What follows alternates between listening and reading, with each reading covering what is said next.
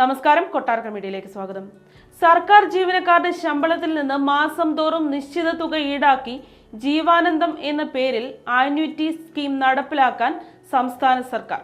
ജീവനക്കാർക്കായി കഴിഞ്ഞ ബജറ്റിൽ ധനമന്ത്രി KN ബാലഗോപാൽ പ്രഖ്യാപിച്ചിരുന്ന പദ്ധതി സംസ്ഥാന ഇൻഷുറൻസ് വകുപ്പ് വഴി നടപ്പാക്കാനാണ് തീരുമാനം. പദ്ധതിയുടെ രൂപരേഖ തയ്യാറാക്കി നൽകാൻ ഇൻഷുറൻസ് വകുപ്പിനോട് ധനവകുപ്പ് ആവശ്യപ്പെട്ടിട്ടുണ്ട്. മെഡിസെപ്പ് എന്ന ചികിത്സാ പദ്ധതി അടക്കം 4 ഇൻഷുറൻസ് പദ്ധതികളും പ്രതിമാസ പെൻഷനും ഉണ്ടായിരിക്കെയാണ് പുതിയ പദ്ധതി. നിലവിൽ മെഡിസെപ്പ് ചികിത്സാ പദ്ധതിക്കായി പ്രതിമാസം 500 രൂപ വീതം ജീവനക്കാരിൽ നിന്നും പിടിക്കുന്നുണ്ട്. പങ്കാളിത്ത പെൻഷൻകാരിൽ നിന്ന് 10% കുറയാത്ത തുക പെൻഷൻ ഫണ്ടിലേക്ക് ഈടാക്കുന്നുമുണ്ട്. PF അടക്കം മറ്റ് വിഹിതവും ജീവനക്കാർ നൽകുന്നുണ്ട്.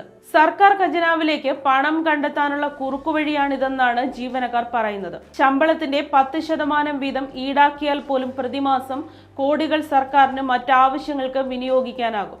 ജീവനക്കാരുടെ ശമ്പളം പിടിച്ച് സാമ്പത്തിക പ്രതിസന്ധി മറികടക്കാനാണ് സർക്കാർ ശ്രമിക്കുന്നതെന്നാണ് പ്രതിപക്ഷ സർവീസ് സംഘടനകളുടെ ആരോപണം. സംസ്ഥാന ഇൻഷുറൻസ് വകുപ്പ് മുഖേന നടപ്പാക്കുന്ന പദ്ധതിയുടെ രൂപരേഖ തയ്യാറാക്കാൻ സ്വകാര്യ കൺസൾട്ടൻസിയെ നിയോഗിച്ച് മെയ് 29 ഉത്തരവിറക്കി.